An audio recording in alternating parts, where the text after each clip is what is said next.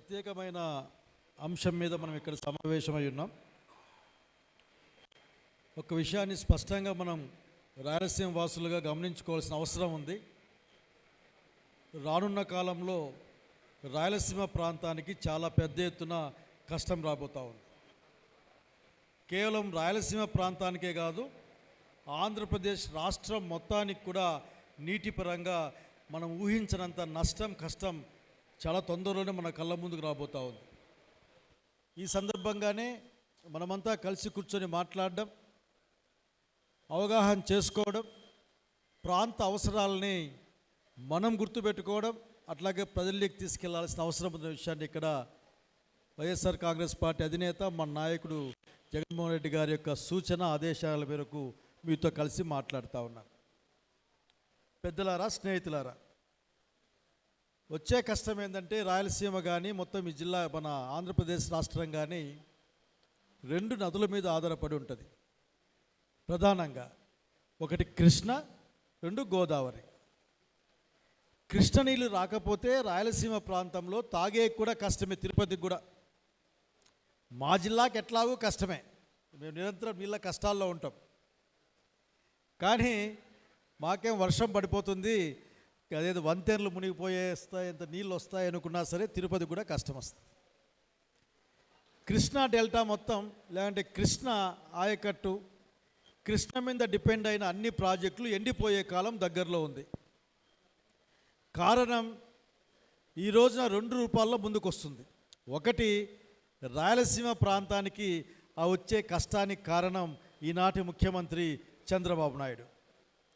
దాంతోపాటుగా కర్ణాటక వాళ్ళ యొక్క నీటి యొక్క మేనేజ్మెంట్ ప్రక్రియ కూడా మనకు నష్టాన్ని తేబోతూ ఉంది. దీన్ని అర్థం చేసుకోవడానికి బాబు గారు ఎప్పుడు ప్రయత్నం చేయరు.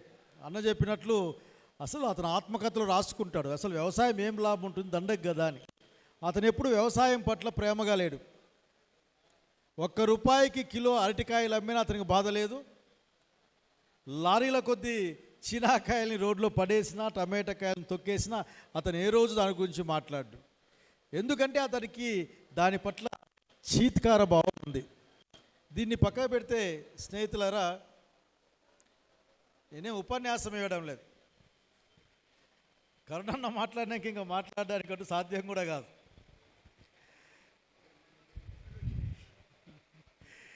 కాకపోతే ఈ రోజున ఏదైతే రాయలసీమ ప్రాంతం ప్రాణాలని కాపాడడం కోసం ఒక ఇన్సూరెన్స్ పథకంలాగా, లేక ప్రాణాలు కాపాడే రక్షణ కవచంలాగా మన నాయకుడు జగన్మోహన్ రెడ్డి గారు రాయలసీమ ఎత్తిపోతల పథకం ద్వారా ఈ ప్రాంతాల్లో ఆల్రెడీ ఎగ్జిస్టింగ్ ప్రాజెక్టుని సజావుగా నడిపించడం, రైతాంగం ఆఖరి నెల కాలంలో నీళ్ల కోసం ఎదురు చూడకుండా, ఎండిపోయిన పంటల్ని పీక్కోకుండా అసలు అంతో ఇంతో ధాన్యాన్ని ఇంటికి చేర్చుకునే కార్యక్రమం కోసం చేసిన ఒక మహాకార్యాన్ని ఈ రోజున చంద్రబాబు నాయుడు గారు ఆపేశారు.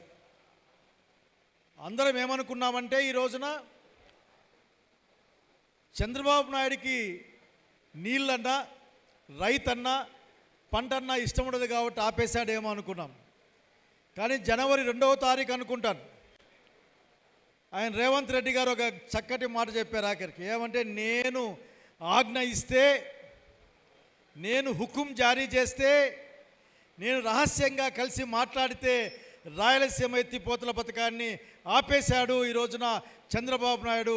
కావాలంటే మీరెవరికి అనుమానం ఉంటే అఖిలపక్షం తీసుకొని వెళ్ళండి, రాయలసీమ ఎత్తిపోతల పథకాన్ని ఆపాములు చూసుకోమని ప్రత్యక్షంగా అసెంబ్లీలో సవాలు విసిరిన సంగతి బయటకు వచ్చిన తర్వాత, అంతేకాకుండా కృష్ణ పైన వచ్చే ఏ ప్రాజెక్టు కూడా అడ్డుకోనని మాట ఇచ్చాడని అసెంబ్లీ సాక్షిగా ప్రకటించిన తర్వాతనే రాయలసీమ వాళ్ళ గుండెలు మండే ప్రయత్నం మొదలు ఎక్కువైంది.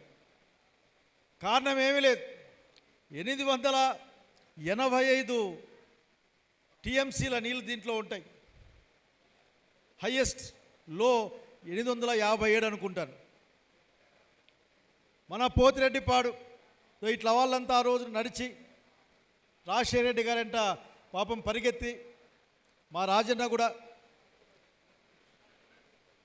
ఆ రోజున 10,000 క్యూసెక్కులకు ఉన్న 10,000 క్యూసెక్కులతో ఉన్న పోతిరెడ్డిపాడు డిశ్చార్జ్ని 40,000 క్యూసెక్కులకి మార్చిన రాజశేఖర రెడ్డి గారికి ఈరోజు నేను తల వంచి నమస్కారం తెలియజేసుకుంటా ఉన్నాను.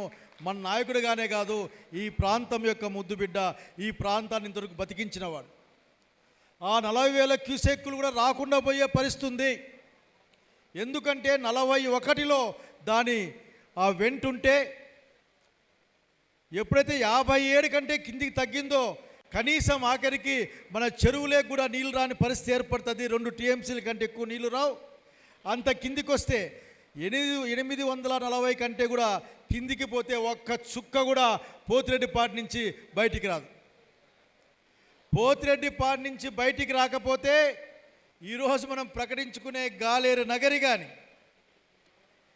లేక తెలుగు గంగ కానీ, లేక నెల్లూరులో చెప్పుకునే విధంగా మా సోమశిల, మా కండలేరు కానీ ఏవి కూడా నీళ్లు లేకుండా నెర్రెలు వస్తాయి. జనం చేతులకు పట్టుకోవడం కాదు, ఆఖరికి కాళ్ళ సత్తు కొద్దీ పరిగెత్తాల్సిన కాలం వస్తుంది. అంటే దాదాపు ఈ రోజున రాయలసీమ ఎత్తిపోతల పథకాన్ని ఆపడం ద్వారా అక్కడ ఏదైతే జగన్మోహన్ రెడ్డి గారు ప్లాన్ చేశారో 80,000 క్యూసెక్కులతో నీళ్లు బయటికి తీసుకురావాలని, అది రాకుండా పోతే రాయలసీమ ప్రాంతానికి చంద్రబాబు నాయుడు గారు మరణ శాసనం రాస్తాడని చెప్పడానికి ఏమాత్రం వెనకాడడం లేదు. మరొక్కసారి మనం వలసలు పోవాలి, పక్క ప్రాంతాల్లో బతుక్కోవాలి, అయ్యా అమ్మ అన్నమో రామచంద్ర అని బతికే కాలం వస్తుందనే విషయాన్ని మనం అర్థం చేసుకోవాలి. ఏమి కాదులే అనుకోవడానికి లేదు, వాస్తవం ఇది. 840 కంటే కిందికి వస్తే ఒక్క చుక్క కూడా పోతిరెడ్డిపాడు హెడ్ రెగ్యులేటర్కి రాదు. అసలు పోతిరెడ్డిపాడు హెడ్ రెగ్యులేటర్ని 40,000 క్యూసెక్లకు మార్చినప్పుడే ఆ దేవినేని గారు ఆ రోజు ఇరిగేషన్ మంత్రిగా కృష్ణా బెరాజ్ పైన ధర్నా చేశారు, గుర్తెచ్చుకోవాలా. అట్లాగే నాగం జనార్దన్ రెడ్డి గారు ఆ రోజున తెలుగుదేశం పార్టీలో ఉండి ఆయన అక్కడ కేసు పెట్టాడు, ఆఖరికి రైతులతో కేసు పెట్టించారు. మరొక్కసారి అదే ప్రయత్నాన్ని అధికారయుతంగా చేసి అసలుకి చెప్పుకోవడానికి ఇబ్బందిగా ఉంటుంది. మన రాష్ట్ర ముఖ్యమంత్రి ఇంకొక రాష్ట్ర ముఖ్యమంత్రి చెబితే ఆయన రూమ్లో కూర్చొని మాట్లాడితే దాన్ని ఆపేసా అని చెప్తే ఇతనేమన్నా సమాధానం చెప్తాడేమో అనుకుంటే ఏమొస్తాయి రాయలసీమకి 22 టీఎంసీలు నీళ్ళే కదా, బురద నీళ్ళే కదా అని మాట్లాడే చంద్రబాబు నాయుడు గారికి నేను చెప్పేది ఒక్కటే. ఒక్కసారి మీరు అనంతపురం జిల్లా రైతు దగ్గరికి వెళ్ళి 22 టీఎంసీల బురద నీళ్లు ఏం పనికొస్తాయని చెప్తే బహుశా మిమ్మల్ని ఆ బురదలోనే కూర్చోబెడతారు ముఖ్యమంత్రి గారు, గుర్తుపెట్టుకోమని కోరుతా ఉన్నా నేను. అసలు మీకెంత అసలుకి ఏం పట్టింపే లేదు. నిజంగా బాధేస్తుంది. ఒక ముఖ్యమంత్రి మన రాయలసీమ నేను పెద్ద బిడ్డ అని చెప్తాడు ఆయన. నువ్వు పెద్ద బిడ్డ కాదు బాబు గారు, మీరు మాకు చెడ్డ బిడ్డ, మీరు ఈ రాయలసీమ అణువు మీరు ద్రోహం చేస్తూనే ఉంటారు. కృష్ణాలేకి రాకముందే నెట్టెంపాడు ఆ పైన నీళ్లు తోడేస్తారు, సుంకేశ్ల బెరాజ్ నుంచి నీళ్లు తీసుకెళ్తారు. కృష్ణా డ్యాంలోకి వచ్చి మన శ్రీశైలం డ్యాంలోకి వచ్చిన తర్వాత 775 నుంచి 800 లోపలని ఆఖరికి కల్వకుర్తి కానీ డిండి కానీ ఇంకా కిందికి వస్తే ఆఖరికి పాలమూరు రంగారెడ్డి కానీ నీళ్లు ఎడాపెడా తోడేస్తాయి. దాదాపు 120 టీఎంసీ ఒక్క పాలమూరు రంగారెడ్డి తోడేస్తుంది. కరెంటు కోసమని మరొక 4 టీఎంసీలు రోజు తోడేస్తారు. ప్రతిరోజు 8 టీఎంసీల నీళ్లు డ్యాంలో నుంచి బయటికి పోతే మనకి 857కి నిలబడ్డమన్నది అసలు ఊహించడానికి కూడా సాధ్యం కాదు. డ్యామే నిండదాఖరికి ఆ రోజున వరద వచ్చినా సరే చాలా ఆలస్యంగా వస్తుంది. ఇది ఇట్లా ఉంటే ఈ బాబు గారి హయాంలోనే కేవలం రిజర్వాయర్గా ఉన్న ఆల్మట్టి పెద్ద డ్యామ్గా మారిపోయింది. 190 టీఎంసీలు పెరిగి ఈ రోజున మళ్ళీ పెంచుతారట. 290 టీఎంసీల నిల్వ సామర్థ్యంతో ఆల్మట్టి పనిచేస్తే అప్పర్ భద్ర అప్పర్ తుంగ ప్రాజెక్టులు ఈ రోజున పూర్తి స్థాయిలో 38 టీఎంసీల నీళ్లు ఆపేస్తే కృష్ణకు వచ్చే నీళ్ళు ఎక్కడ, తుంగభద్రకు వచ్చే నీళ్ళు ఎక్కడ అర్థం చేసుకోవాల్సిన అవసరం ఉంది. ఇది చంద్రబాబు నాయుడు గారికి అర్థం కాకపోతే అతని తరఫున బాకాలు ఊదే వాళ్ళకి, అతని తరఫున గోల చేసే ఆ గోల బ్యాచ్కి అర్థమయ్యే విధంగా ప్రజల పక్షాన పక్క కూడా పోవు, అట్లా మళ్ళీ కిందికి పోవు, ఆయన కాన్స్టిట్యున్సీకి కూడా పోవు, గాలేరు నగర్ అనుసంధానం జరగకపోతే. కాబట్టి ఊరికే మాట్లాడుతూ ఉంటాడు, అదే మాయం కాదు. మాయా బజార్ సినిమా చూపిస్తే లాభం లేదు కాకరికి. కాబట్టి బాబు గారికి కోరేది ఒకటే, మాకు మాయా బజార్ సినిమా ఏం చూపించద్దు, మా నీళ్లు మాకు కావాలా, మా ప్రాంత అభివృద్ధి కావాలా. ఈ రాష్ట్ర అభివృద్ధిలో రాయలసీమ, నెల్లూరు, ఒంగోలు జిల్లాల యొక్క భాగం వాళ్ళకి రావాల్సిందే. నిర్బంధ అభివృద్ధి, నిర్బంధ అమరావతి అభివృద్ధి కాదు, నిర్బంధ వికేంద్రీకరణ అభివృద్ధి జరగాలి. రాయలసీమ, నెల్లూరు, ఒంగోలు ప్రాంతవాసులుగా మేము అడుగుతూ ఉన్నాం. ఈ రోజున నిలబెట్టే రోజు దగ్గరలోనే ఉంది. ఈరోజు అడిగే పని చేస్తూ ఉన్నాం. తక్షణం మా కార్యక్రమాల్ని, సాగునీటి కార్యక్రమాల్ని పూర్తి చేయాలి. రాయలసీమకు రక్ష రేకు వంటి రాయలసీమ ఎత్తిపోతల పథకాన్ని తక్షణం పూర్తి చేయమని డిమాండ్ చేస్తూ ఉన్నాం. ఈ అవకాశం ఇచ్చిన పెద్దలు కరుణాకర్ రెడ్డి గారికి నమస్కారాలు తెలియజేసుకుంటా ఉన్నాను. జై జగన్.